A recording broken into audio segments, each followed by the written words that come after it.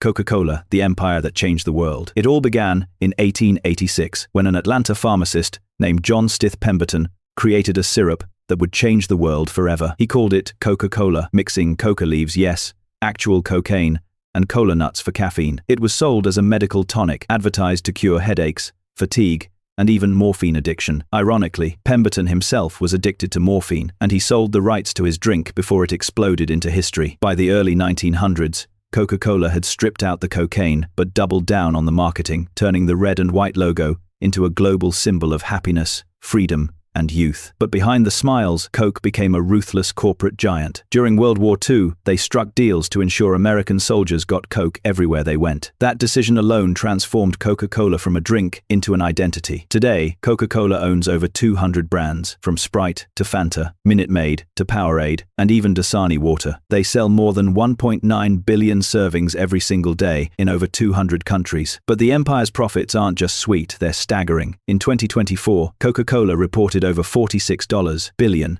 in annual revenue, with nearly $11 billion in net profit. That's over $30 million in pure profit every single day. However, success came with controversy, allegations of labor exploitation, environmental damage, and even claims of monopolizing water resources in developing countries. Yet despite it all, Coca-Cola stands tall, a red symbol of dominance and desire. Pepsi, the challenger that refused to die. If Coca-Cola is the king, Pepsi is the rebellious prince that never gave up. Pepsi was born in 1893 in North Carolina, created by a pharmacist named Caleb Bradham. Originally called Brad's Drink, it was later renamed Pepsi-Cola, inspired by the enzyme pepsin, a nod to digestion. Bradham dreamed of challenging Coca-Cola, but in 1923, he went bankrupt when sugar prices spiked after World War I. Pepsi vanished. But it didn't stay gone for long. In 1931, during the Great Depression, Pepsi was revived, and this time, it came back fighting. Coca-Cola sold its bottles for 5 cents. Pepsi doubled the size for the same price. A marketing move so powerful, it helped the brand survive one of the darkest economic times in history. Then came the Cola Wars. Pepsi positioned itself as the brand for the new generation, running ads that challenged Coca-Cola directly, hiring celebrities like Michael Jackson, Britney Spears, and Beyoncé to define youth culture. Their marketing was loud, daring, and clever. From the iconic Pepsi Challenge in the 1,980 seconds to sponsoring the Super Bowl halftime show, PepsiCo didn't stop at drinks, it built a food empire. They own Lay's, Doritos, Quaker Oats, and Gatorade. This strategy made them far more than just Coca-Cola's rival, it made them a lifestyle empire. In 2024, PepsiCo pulled in an eye-watering $91.5 billion in revenue, with over $9 billion in net profit. The brand that once died in debt now earns more than some countries. But Pepsi's road hasn't been clean either. The company has faced backlash for plastic pollution, sugar content, and environmental practices. Still, Pepsi has maintained its edge,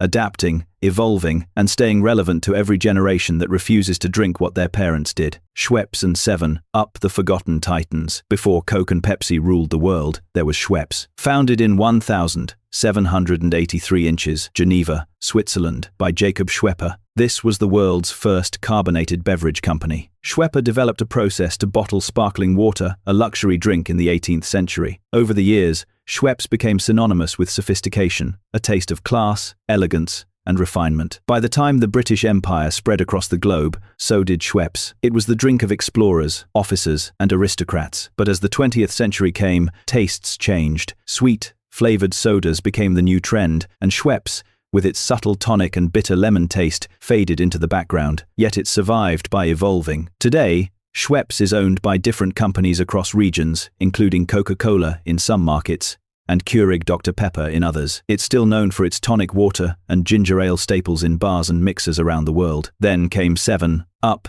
the lemon-lime soda that became Schweppes' partner in the fizzy world. 7-Up was invented in 1929, originally called Bib Label Lithiated Lemon Lime Soda. And yes, it contained lithium citrate, a mood stabilizer used in psychiatric medication. It was literally designed to lift your spirits. But in 1948, lithium was banned from food and drink, and 7-Up dropped the ingredient. Still, the brand soared. It became the crisp, caffeine-free alternative to the cola giants, marketed as refreshing and pure. In the cola wars, 7-Up stood aside, carving its own lane. Today, both Schweppes and 7-Up are controlled by Keurig Dr Pepper, one of America's beverage titans. In 2024, the company made $14.8 billion in annual revenue, with profits around $2.3 billion. Not as dominant as Coke or Pepsi, but still massive. Schweppes and 7-Up might not dominate pop culture anymore, but they remain part of soda history, the quiet titans that paved the way for everything that came after. National beverage, the disruptor in disguise. While Coke and Pepsi dominate the mainstream, one company quietly grew from nothing to a billion-dollar empire by doing the opposite,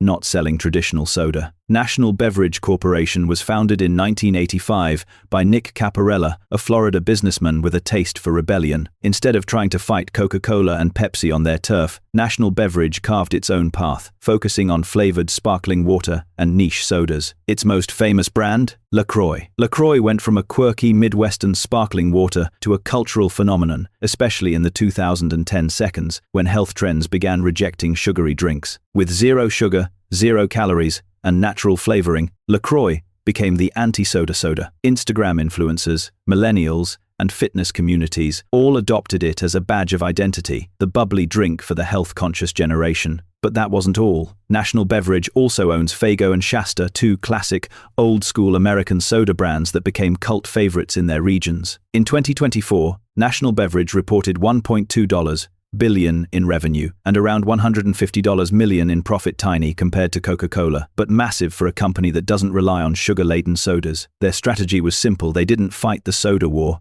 they just changed the battlefield. Yet, even they haven't escaped controversy, facing lawsuits over labeling and natural flavor claims. Still, National Beverage remains the symbol of soda's evolution, proof that bubbles alone can build an empire, even without sugar. Polar Beverages, the family that refused to sell out. While the giants rule globally, one family-owned brand has quietly survived, outlasting takeovers, buyouts, and corporate wars. That brand is Polar Beverages. Founded in 1,882 inches, Worcester, Massachusetts, Polar started as a tiny operation, selling bottled mineral water from local springs. It grew slowly, run by generation after generation of the Crowley family. Unlike its rivals, Polar refused to sell out. While Coca-Cola and Pepsi consumed every competitor they could, Polar stayed independent, adapting with time, introducing its own sodas, mixers, and flavored seltzers. Their secret weapon? Loyalty and authenticity. Polar's seltzers, especially its limited edition seasonal flavors, became regional legends in the northeastern United States. Fans waited every year for releases like Unicorn Kisses or Dragon Whispers. It sounds ridiculous, but it worked. Polar turned whimsy into marketing genius. Even without global expansion, Polar Beverages